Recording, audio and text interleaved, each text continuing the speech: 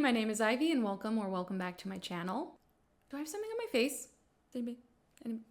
Elephant in the room. Why am I wearing these very big oversized glasses? At present, I am not able, unfortunately, to wear any eye makeup because I have some eye irritation that I'm trying to make sure completely clears up before I start applying eye makeup again. I was just gonna wait until it went away to film a video, and then I was like, well, that's silly. I really don't want to keep waiting and waiting. I had the brilliant idea that I would get a pair of glasses to sort of like detract from the lack of eye makeup to film a video. I'm not saying this is the best idea I've ever had. It's just an idea that I had. This is the result of $10 frames that I bought off of Amazon. Objectively are too large for my face, but let's just go with it. And it's fun.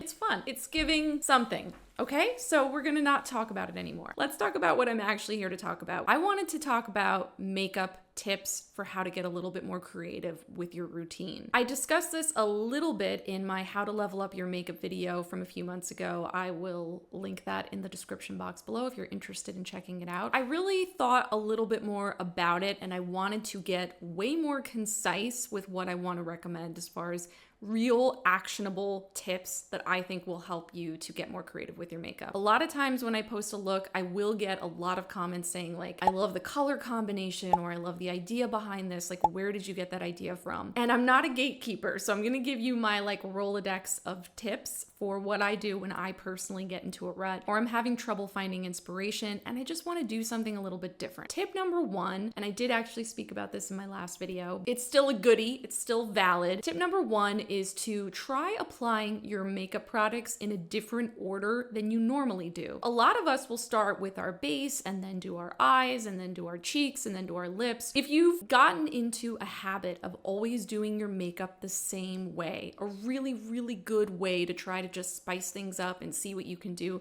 is just do things out of order. Whether or not you want to try a bolder cheek, so you do that first, or you want to try a bolder lip, so you put on a lip first. It's a really good way to just sort of like change it up, make your brain react to things differently. I find that trying to put a lip on first forces me to use a lot more of my bolder lip products that end up just sitting on the shelf. So it's a really good way if you have like a lot of red lipstick hanging around or just fun colors that you want to play with, like try doing your lipstick first, see what comes out of that. Sorry, there was a delivery. I have no idea where I left off. I think I was just talking about how it's fun to do your makeup products out of order. That's something I recommend that you try if you've never tried it before. It's a really good way to break a cycle. I have found that anything you can do to just reset your daily routine really, really does help, even if it's a small change. Tip number two is to try a random color generator to do your makeup. The colors, Duke! The colors! I'm colorblind, kid.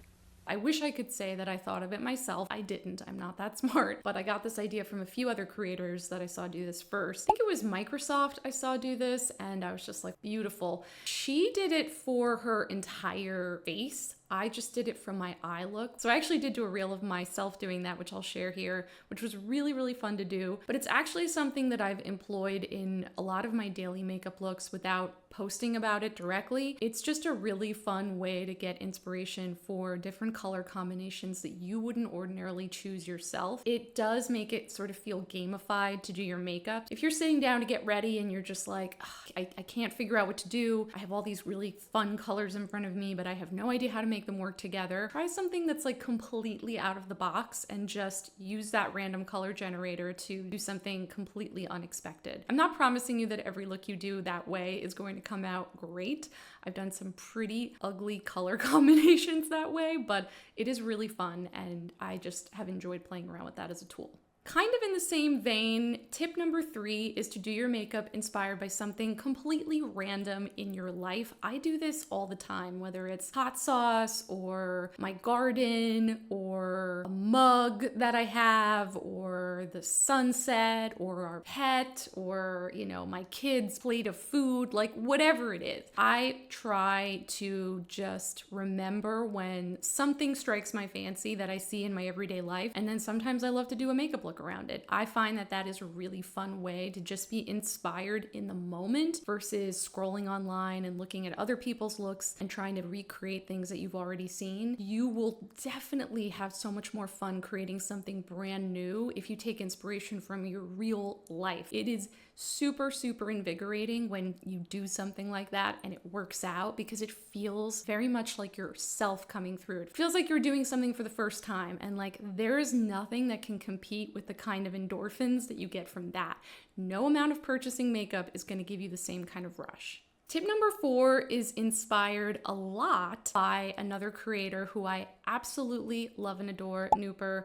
If you haven't checked out Nooper's channel on Instagram, please be sure that you do so. She is doing amazing, beautiful content. She definitely specializes in sparkly eyeshadows and swatches and looks, and I just love what she's been creating recently. And she started a tag a few months ago, or even longer, I'm not sure, called Shade Cascade, which I think is such a brilliant idea. And it's a very simple idea, which is just that you are layering things together that you wouldn't normally pair. So picking out 2 eyeshadows or 3 eyeshadows and seeing how they work together in layers. You would be surprised at how few people actually do that regularly. Even us eyeshadow junkies, we are not necessarily layering things like that all the time, but you can make incredible, unexpected combinations by simply layering things together in a way that you've never tried before. While I haven't posted a lot of content about it online, I've actually been employing the Shade Cascade method in my own personal life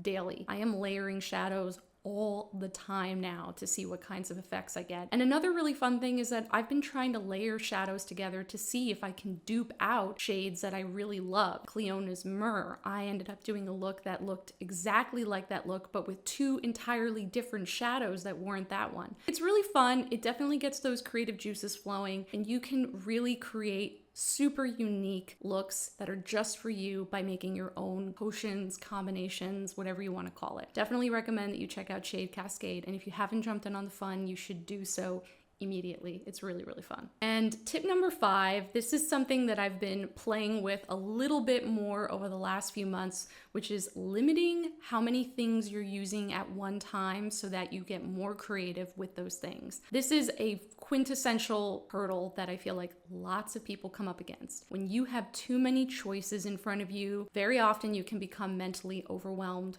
You're tearing me apart! By that amount of choice, and then all of a sudden your creativity shrinks until it's non-existent because you have no idea where to start. If you limit what's in front of you, if you have a limited palette, and this was a tip that I learned back in art school, you're way more prone to sort of like get your mind open, to be able to see a path forward more easily than if you have too many choices in front of you. So if you're someone that has amassed a certain amount of makeup, whether you've received a lot of makeup in PR or you've bought a lot of makeup or whatever the reason is, and all of a sudden you look around and you have no idea what to start, try limiting what your selection is. And you can do that for a day, you could do that for a week, you could do that for a month, whatever you think is going to get you sort of the most bang for your buck. I really like doing it week over week, and whether that's keeping a focus eyeshadow palette that I want to play with that week, or working with a build my own palette that I made, or picking out a certain lipstick that I want to focus on. I kind of like that week-long method because for me, anything longer than that and I start to get a little bit bored. So I feel like that's a good limit for myself. But some people will want to do,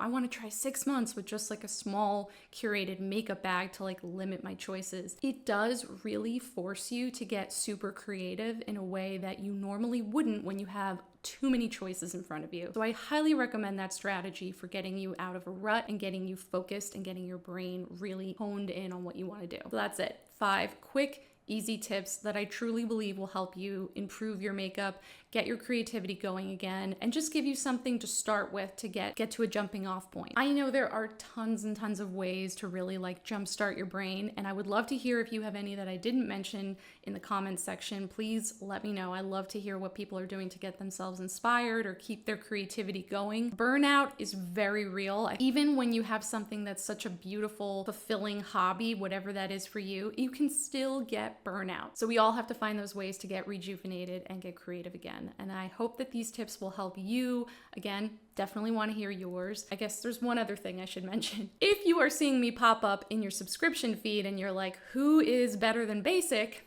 It's me. It's me. It's still me. It's Ivy. I decided to change my name from Face Forward to Better Than Basic for a few reasons. One is that Face Forward is a holdover from the very first iteration of my platform when I started with a blog.